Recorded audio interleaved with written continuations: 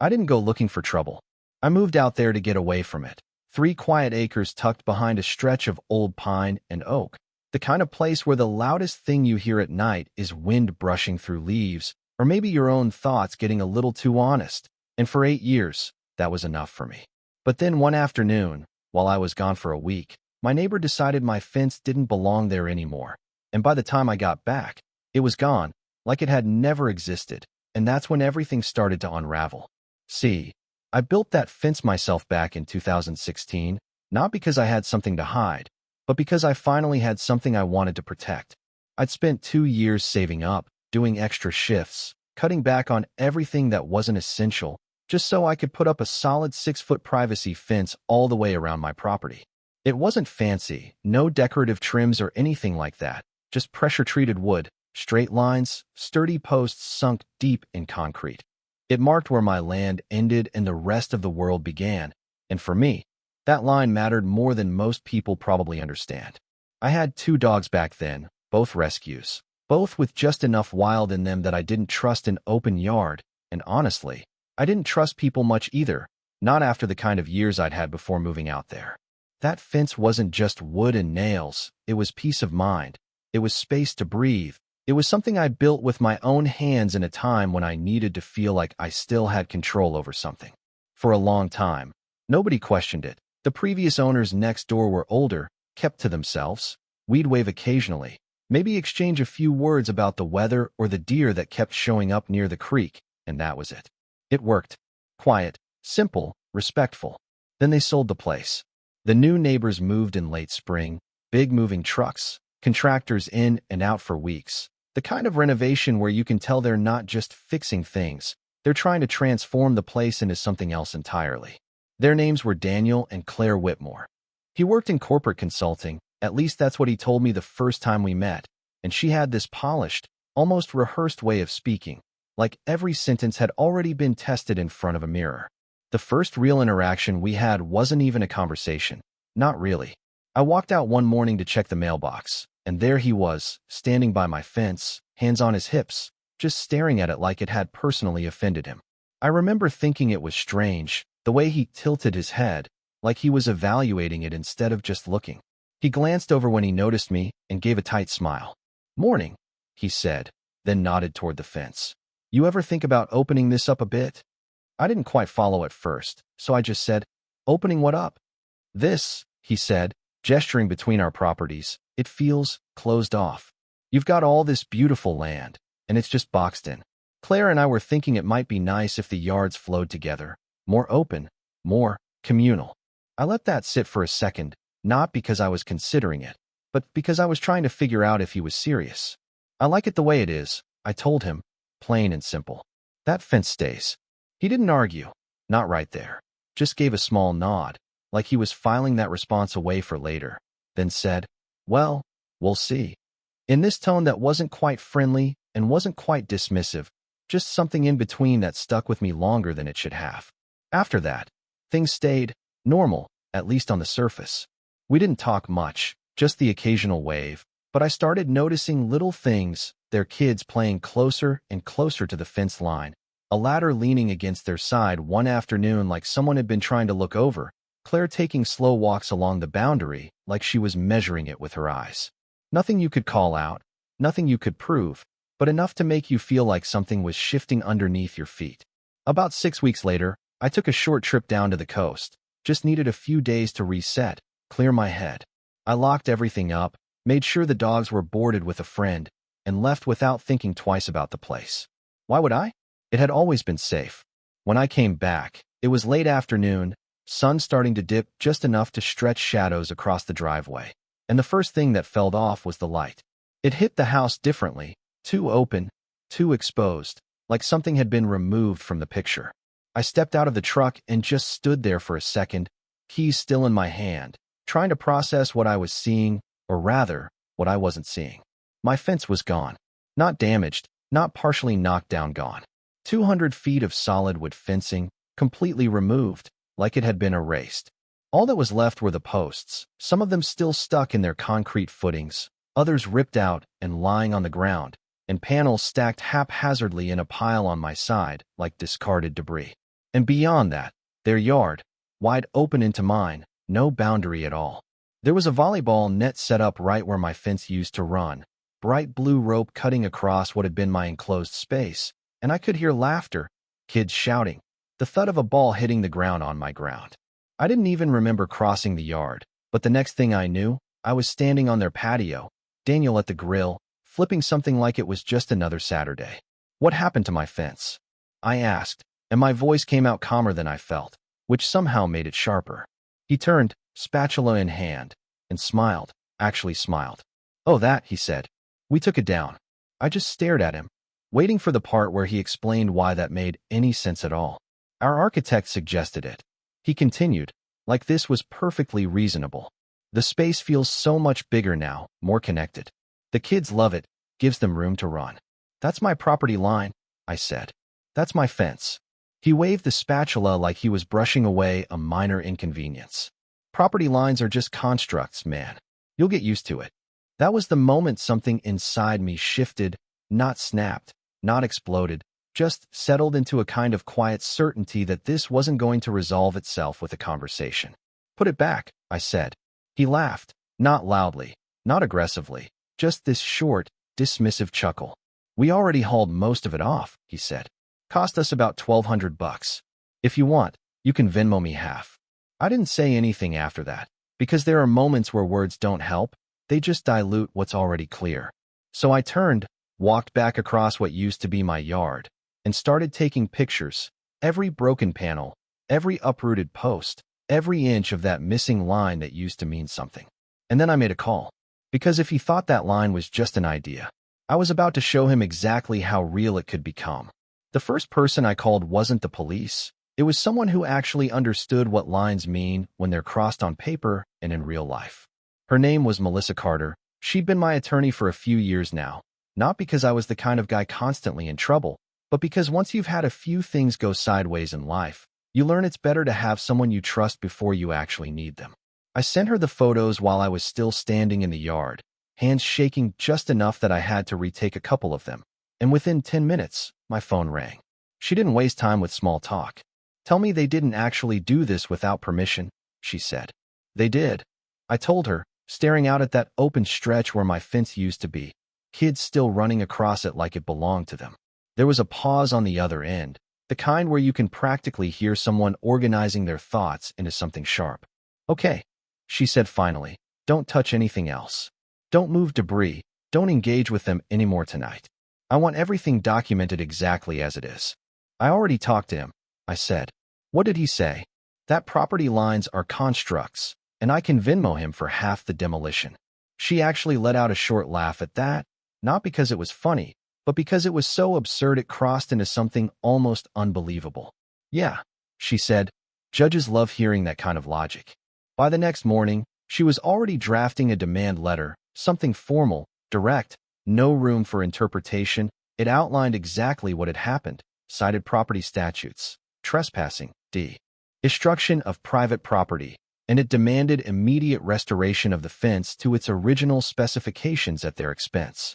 Not a hedge, not a compromise, not a design collaboration, the exact fence they took down. She sent it overnight. I wish I could say that's when things de-escalated. But if anything, that letter just made it clear we were playing two completely different games. 3 days later, Melissa forwarded me their response. Not from Daniel, not even from someone local, but from a law firm out of Chicago, heavy letterhead, the kind of tone that tries to sound confident enough that you don't question it. Their argument was creative. They claimed the fence had been visibly deteriorating, that its removal was done in good faith to improve shared aesthetic value, and that their clients were willing to amicably resolve the matter by installing a 3-foot decorative hedge along the property line, cost to be shared evenly. I read that email twice, then a third time, just to make sure I wasn't missing something. 3 feet. A hedge, where a 6-foot privacy fence used to stand. I called Melissa back, and I didn't even have to say anything before she started talking. We're not negotiating with that, she said. That's not a solution. That's them trying to rewrite the situation into something it isn't. So what's next? I asked. We file, she said, simple as that. Emergency motion, request for injunctive relief, and a claim for damages. They crossed onto your property and destroyed a permanent structure. That's not gray area, that's actionable. The paperwork moved fast after that, faster than I expected, honestly. Within a week, we had a court date set, and for the first time since I got back from that trip, I felt like things were moving in a direction that made sense again. Not fixed, not resolved, but at least grounded in something real. The hearing itself wasn't dramatic, not in the way people imagine courtrooms to be. No shouting, no surprise witnesses bursting through the doors. It was quiet, controlled, almost clinical, which somehow made it feel more serious. The judge, a man named Howard Ellison, listened more than he spoke. He looked through the photos carefully, flipping each one over like he was giving it the time it deserved. And when Melissa laid out the timeline, the permits, the installation details from when I built the fence, he nodded slowly, like he was assembling the story piece by piece. When it was their turn, their attorney tried to lean into that same narrative from the letter: shared space, aesthetic improvement, neighborly cooperation. At one point, he actually used the phrase mutual enhancement of property experience, and I remember thinking, this guy has probably never built anything with his own hands in his life. Judge Ellison didn't interrupt him, but he didn't encourage him either. He just let him finish, then set the folder down and looked up. The plaintiff's fence, he said, measured and clear, was a lawful structure placed entirely within his property boundaries. Its removal, without consent, constitutes destruction of property and trespass. You could feel the room shift just slightly at that. He continued, the defendants are ordered to restore the fence to its original specifications within 14 days, at their own expense. That was it.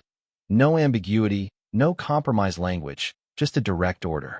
Outside the courthouse, Daniel didn't look at me, not even once. He kept talking to his attorney, voice low, controlled, but you could see it in the way his jaw tightened, the way his shoulders sat just a little higher than normal. He wasn't used to being told no, not like that. For a moment, I thought maybe that would be enough, that a court order would bring things back to something resembling normal. I wasn't expecting an apology, I wasn't even expecting a conversation, just compliance. 14 days came and went. Nothing happened. No construction, no materials delivered, no attempt to even pretend they were going to follow through. The yard stayed open. Their kids kept playing in that space like it had always been theirs, and every time I looked out my window, it felt like the absence of that fence was louder than anything else around me. On the 15th morning, I woke up before sunrise, not because I had to, but because I already knew what I was going to do. I called Melissa. They didn't build it, I said. I figured, she replied. You ready to enforce it? That word, enforce, it carried weight in a way that felt different from everything up to that point. This wasn't about asking anymore, or waiting, or hoping someone else would do the right thing. This was about taking a court order and turning it into something physical, something that existed whether they liked it or not. What are my options? I asked. We can file for contempt, she said, which we will, but that takes time. Or, we move forward with reconstruction ourselves, document every step, and then recover costs through the court. I looked out the window again, at that open stretch, at the volleyball net still standing there like some kind of flag planted in the middle of my property. Let's build it, I said. There was a pause, just long enough that I knew she was thinking it through, running the angles, making sure it was clean, defensible. Okay, she said finally. But if we're doing this, we do it right. Surveyor, permits confirmed, professional crew, full documentation. No shortcuts. Not planning on it, I told her. And then, after a beat, I added, I don't want the same fence. She didn't ask what I meant, not right away. What are you thinking, she said. I took a breath, let it out slowly. I want something they can't pretend doesn't exist. That afternoon, we started making calls, surveyors to mark the exact boundary line, contractors who could mobilize quickly, suppliers who had materials in stock. It moved fast, almost like once the decision was made, everything else fell into place behind it. By evening, we had a plan. And for the first time since that fence came down, I felt something close to calm again, not because the situation was over, but because I knew exactly what the next move was going to be. And this time, it wasn't going to be subtle. By the time the sun came up the next morning, there was already a low hum of engines rolling down the dirt road toward my place. Not loud, not chaotic, just steady, purposeful, The kind of sound that tells you something is about to happen, whether anyone's ready for it or not. I was standing out by the old fence line, coffee in hand, when the first truck pulled in, followed by another, and then a flatbed carrying stacked steel panels that caught the early light in a way would never could. Melissa showed up a few minutes later, clipboard tucked under her arm, hair tied back, already in that mode she gets into when everything has to be precise, documented, defensible. She gave me a quick nod, then turned to the surveyor who was already setting up his equipment near the corner markers. "Let's confirm the line again," she said, not because she didn't trust the previous measurements, but because when you're about to build something that's going to end an argument permanently, you don't leave room for interpretation. The surveyor walked the boundary slowly, placing bright markers every few yards, calling out measurements as he went, and I followed behind for a bit, just watching that invisible line become visible again, inch by inch, like someone redrawing something that should have never been erased in the first place. Around mid-morning, Daniel finally came outside. He stepped onto his patio, coffee mug in hand, probably expecting another quiet day where nothing changed, and then he saw the crew, the trucks, the equipment, the line of steel laid out along what used to be his open-concept backyard. He froze for a second, just standing there, trying to process it, and then he started walking over, fast. "What is this?" he called out before he even reached us. I didn't answer right away, not because I didn't have one, but because I wanted him to see it, really see it, before I said anything. The holes being dug, the concrete mixer backing into position, the first posts being set upright, taller than anything that had been there before. "This," I said finally, "is the fence." He let out a sharp laugh, but there was no humor in it. "That's not your fence," he said. "Your fence was wood. This," he gestured toward the steel panels, "this is excessive." Melissa stepped in before I could respond, calm but firm. "Mr. Whitmore, you were ordered by the court to restore the boundary barrier. You failed to comply within the given time frame. My client is now exercising his right to enforce that order and will be seeking full cost recovery." He looked at her like she'd just spoken a different language. "This isn't restoration," he snapped. "This is retaliation." I tilted my head slightly, just enough to meet his eyes. "No," I said, steady. "This is compliance, just not the version you were hoping for." He opened his mouth like he was about to argue further, then stopped, glancing around at the crew, at the equipment, at the way everything was already in motion, and I think that's when it hit him, not all at once, but in pieces, that this wasn't a conversation anymore. This was a process, and it wasn't waiting for his approval. The work moved fast after that. Post holes were dug deep, deeper than I'd gone with the original fence, each one filled with reinforced concrete that set like an anchor into the ground. Steel posts went in next, 8 feet tall, perfectly aligned, spaced with precision that made the whole thing look less like a fence and more like a statement. The panels followed, solid steel, no gaps, no visibility through them. Each one bolted into place with a finality that felt almost symbolic. Where there used to be wood you could peek through if you tried, now there was nothing, just a clean, uninterrupted barrier that didn't invite questions or compromise. By early afternoon, the shape of it was undeniable, a continuous wall running the full length of the property line, taller, stronger, and absolutely impossible to ignore. Claire came out around then, arms crossed, expression tight in that controlled way she always had, like she was trying to keep everything from spilling over. "This is hostile," she said, not to me exactly, but into the space between us, like she wanted the word to land somewhere official. I wiped my hands on my jeans, took a step back to look at the line we'd built. "So was tearing it down?" I said. Daniel shook his head, pacing now, phone in hand like he was debating who to call first. "You've basically built a prison wall," he said. "Do you have any idea what this does to property values?" I let out a breath, not quite a laugh, not quite a sigh. "You should have thought about that before you decided my property was optional." He didn't have a response to that, not one that came out, anyway. He just stood there, watching as the last panels were secured, the final bolts tightened, the crew stepping back one by one as the job wrapped up. And then it was done.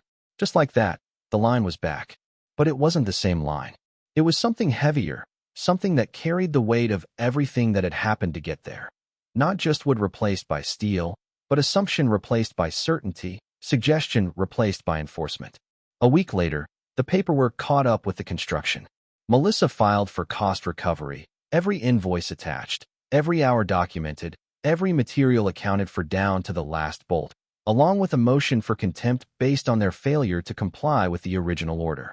It wasn't emotional, it wasn't dramatic, just thorough, undeniable. Daniel tried to push back.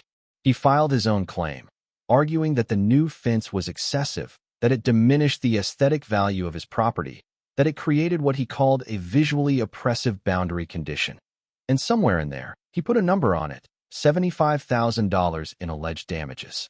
When Melissa told me, I just shook my head, not because I was surprised, but because it felt like he was still trying to play the same game, just louder. The second hearing was even shorter than the first. Judge Ellison didn't let it stretch. He reviewed the filings, looked over the photos of the new construction, the original order, the timeline, and when Daniel's attorney started to frame the argument about property value, the judge raised a hand, just slightly. The defendants were given a clear directive, he said. They chose not to comply. The plaintiff's actions to enforce that directive are within legal bounds. He glanced down at the paperwork again, then back up. The counterclaim is dismissed. The defendants are responsible for all reconstruction costs. That was it. No long speech, no drawn-out deliberation, just a conclusion that felt as clean and solid as the wall now standing between the two properties. Outside the courthouse, Daniel finally looked at me. Really looked. Not with that polite smile from the first day, not with the dismissive confidence from the patio, but with something quieter, something that sat somewhere between frustration and realization. This didn't have to go this way, he said. I thought about that for a second, about the first conversation we had, about the moment he stood at my fence and called it divisive, about the choice he made when he decided to remove something that wasn't his. You're right, I said. It didn't. And then I walked away. These days, the property is quiet again, the kind of quiet I moved out there for in the first place. The dogs have their space, the trees still catch the wind the same way, and that line, that boundary, it's not invisible anymore, not something anyone can reinterpret or ignore. But I still think about it sometimes, not the fence itself, but what it represents. Because here's the thing, some people genuinely believe rules are flexible if they have the confidence to bend them, that boundaries are just suggestions until someone enforces them, and maybe, in a lot of cases, they're right. Until they're not. So I'm curious what you think. Was that wall justified, or did I take it too far? Should I have rebuilt the same fence and left it at that? Or was making it stronger the only way to make sure it never happened again? Drop your thoughts in the comments. Because stories like this, they're never just about property lines. They're about where people decide the line actually is. And if you've ever dealt with a neighbor who thought your space was negotiable, I've got a feeling you'll have something to say.